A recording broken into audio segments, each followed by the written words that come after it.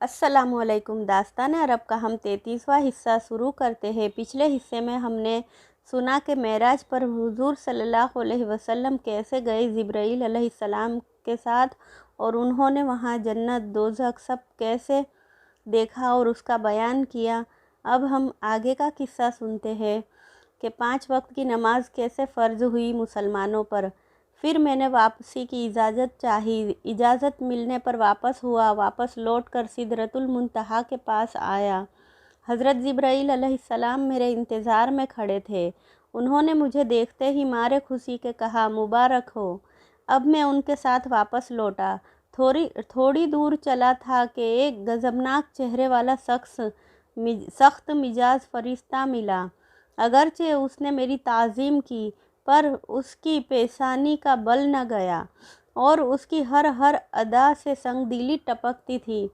میں اس سے ودا ہو کر آگے بڑھا۔ راستے میں حضرت جبرائیل سے پوچھا کہ یہ سخت مزاج فرشتہ کون ہے؟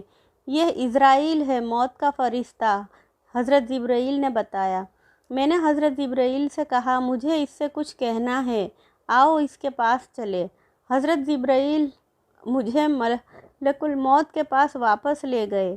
میں نے ان سے کہا، اے خدا کے مقرب فرشتے، میری آرزو ہے کہ میری امت کے ساتھ کسی قدر نرمی اور آسانی کا برتاؤ کرتے رہنا۔ اس نے کہا، اے امت کے سودائی، اے امت کے سیدائی، اے خدا کے محبوب رسول، مجھے اللہ کی طرف سے ہر دن ہدایت ہوتی رہتی ہے کہ محمد کے امتی کی روح قبض کرتے وقت نرمی کیجیے۔ میری کیا مجال ہے کہ اس کے حکم کی نافرمانی کر سکوں۔ میں وہاں سے واپس لوٹا، براق پر سوار ہوا۔ براق ہوا جیسی تیزی کے ساتھ روانہ ہوا، یہاں تک کہ آسمانوں کو پار کرتا ہوا میں زمین پر آ گیا۔ مجھے پیاس معلوم ہوئی۔ روما نامی جگہ پر ایک قافلہ ٹھہرا ہوا تھا۔ قافلے والوں کا اونٹ گم ہو گیا تھا۔ تمام قافلے والے گم شدہ اونٹ کو تلاش کرنے کے لیے گئے ہوئے تھے۔ میں نے پڑاؤ کے پاس جا کر پانی پیا۔ تنعیم میں ایک قافلہ آ رہا تھا۔ سب سے آگے ایک خاکی رنگ کا اونٹ تھا، اس پر کالا ٹاٹ پڑا ہوا تھا اور 2 سیاہ گونیں لگی ہوئی تھیں۔ میں نے قافلے والوں کو سلام کیا اور انہوں نے سلام کا جواب دیا۔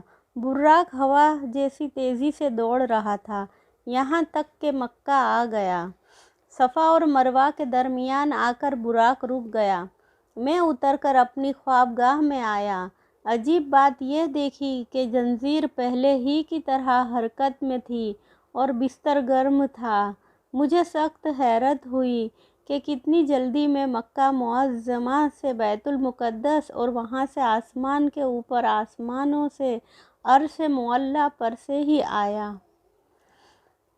حضرت ابوبکر رضی اللہ عنہ نے جلدی سے کہا، سچ کہا اے اللہ کے رسول صلی اللہ علیہ وسلم، اسی دن سے آپ کا لقب صدیق پڑ گیا۔ ابو جہل نے ہنس کر کہا، ابوبکر، کیا تم ایسی دور کی کوڑی اور سمجھ میں نہ آنے والی باتوں کو صحیح سمجھتے ہو جسے محمد نے بیان کیا ہے؟ اس میں نہ سمجھ میں آنے والی بات کیا ہے؟ ابو جہل نے کہا، کیا یہ بات سمجھ سے باہر نہیں ہے کہ میں محمد صلی اللہ علیہ وسلم کی رات ہی کو بیت المقدس ہو آئے؟ یہ غیر ممکن ہے۔ اتنی بڑی دوری ایک رات کو تو کیا ایک ہفتے میں بھی طے نہیں ہو سکتی۔ جو لوگ اس وقت بیٹھے تھے سب اس عجیب بات پر حیران پریشان تھے۔ حضرت ابوبکر رضی اللہ عنہ نے فرمایا، خدا میں سب کچھ قدرت ہے، وہ غیر ممکن کو ممکن کر دیتا ہے۔ خدا نے جب دنیا کو پیدا کرنا چاہا تو فرمایا، ہو جا، تو وہ ہو گئی۔ جب وہ ایسی قدرت والا ہے تو کیا اس کے لیے ناممکن ہے کہ وہ اپنے محبوب رسول کو مکے سے بیت المقدس اور وہاں سے آسمانوں پر لے جائے اور فوراً واپس لے آئے؟ ابو جہل ہنس پڑا، میں بے وقوف نہیں ہوں ابوبکر، دیکھو تمہارے نبی کا جھوٹ سچ ابھی کھلا جاتا ہے۔ ابو جہل جن لوگوں کو ساتھ لے آیا ان سے خطاب کرتے ہوئے کہا، हाँ, तुम बैतुल मुक़द्दस में अरसे तक रह चुके हो, मोहम्मद से वहाँ के हालात पूछो।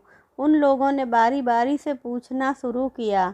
मसलन बैतुल मुक़द्दस पहाड़ से कितनी दूरी पर है, मस्जिद कहाँ है, उसमें ताक कितने हैं और कितने कंगूरे हैं, आंगन कितना बड़ा है और बाबुल मेराज किस तरफ है। अगरचे हुजूर सल्लल्लाहु अलैहि वसल्लम ने रात को सरसरी नज़रों से बैतुल मुक़द्दस और मस्जिद अक़सा को देखा था, ना ताक गिने थे, ना कंगूरे गिने थे और ना ये देखा था कि बैतुल मुक़द्दस पहाड़ से किस तरफ है और कितने फासले पर है। पर अल्लाह के फ़ज़ाइल से इन तमाम सवालों का जवाब ऐसा तसल्ली बख्श दिया कि सवाल करने वाले हैरान रह गए। जवाब से सवाल करने वालों को चुप्पी अपनानी पड़ी। अबू जहल का गुस्सा भड़क उठा। उसने कहा, सवाल करने वाले मोहम्मद से मिल गए हैं, इसलिए हम इन बातों पर यकीन नहीं करेंगे। हुजूर सल्लल्लाहु अलैहि वसल्लम ने पूछा, फिर तुम किस तरह मानोगे? अबू जहल ने कहा, अब जब उसके कबीले वाला काफ़िला आएगा और उसके लोग तुम्हारे सलाम करने की गवाही देंगे तो यकीन आ जाएगा। हुजूर सल्लल्लाहु अलैहि वसल्लम ने कहा, मुझे यकीन है कि वो काफ़िला आएगा, मगर कल सुबह। बस अब किस्सा बंद कर दीजिए, अबू जहल बोला। कल जब काफ़िला आएगा तो तमाम झूठ सच निकल जाएगा। मंजूर है, आपने फरमाया। आप हज़रत अबू बकर के साथ उठकर चले गए। थोड़ी देर में तमाम लोग उठकर अपने अपने घरों को चले गए। थोड़ी देर मेराज मुबारक की खबर तमाम मक्के में गर्म हो गई। जिस मुसलमान ने सुना ईमान ले आया और जिस काफिर ने सुना वो हैरान हो गया। सुबह सवेरे ही लोग मक्के से निकलकर मदीना मुनव्वरा के रास्ते पर जाकर बैठे और काफिले के आने का इंतज़ार करने लगे। जब सूरज निकला और काफिला न आया तो कुफ़ार मक्का बहुत खुश हुए। बगले बजा बजा कर कहने लगे, अब तक भी काफिला न आया, इसलिए सब बातें गलत थी। सब ने कहा, चलो चलो, आज तो हमारी चढ़ बनी है। यह सब लोग वापस लौटना ही चाहते थे कि धूल उड़ती नज़र आई। तमाम लोग ठहर गए और उसी तरफ नज़रें गाड़ दी।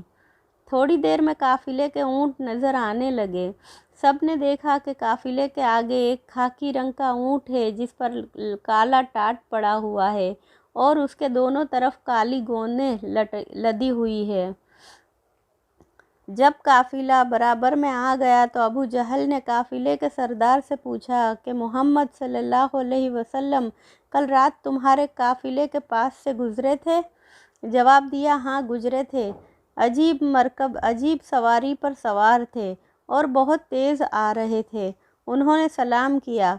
जब हमने जवाब दिया तो वह नज़रों से गायब हो चुके थे। अबू जहल ने मुंह बिसोरते हुए कहा, क्या वाहियात बात है, कहीं तुम पर भी मोहम्मद सल्लल्लाहु अलैहि वसल्लम ने जादू तो नहीं कर दिया है? काफिले के सरदार ने बताया, जादू नहीं, मैंने उनको हुजूर सल्लल्लाहु अलैहि वसल्लम को आँखों से देखा और उनकी आवाज़ अपने कानों से सुनी है। अबू जहल ने तमाम लोगों से खिताब करते हुए कहा, कुछ नहीं, इस काफिले ने भी मोहम्मद सल्लल्लाहु अलैहि वसल्लम से सांठगांठ कर ली है। आओ इसकी बातें न सुनो, वरना तुम भी बहक जाओगे। तमाम कुफ़ार काफिले वालों का मजाक उड़ाते हुए रवाना हुए। चूँकि काफिले वालों को मेराज शरीफ का हाल मालूम न था, इसलिए वो हैरत से कुफ़ार को देखने लगे। सरदार ने काफिले वालों से कहा, ऐसा लगता है कि यह लोग कुछ दीवाने हो गए हैं। आप ही तो सवाल करते हैं और आप ही मुंह चिढ़ाते हैं और मजाक उड़ाते हैं। काफिले वालों ने कहा, इन लोगों के पागल होने में कोई शक नहीं है, न जाने यह ऐसी हरकत क्यों करते हैं। सरदार ने जोश में आकर कहा, जाने दो इन पागलों को। काफिला धीरे धीरे चलता रहा, यहाँ तक कि वह मक्का शहर में दाखिल होकर गायब हो गया। आगे का हिस्सा हम अगली वीडियो में सुनेंगे। तब तक के लिए अल्लाह हाफिज़।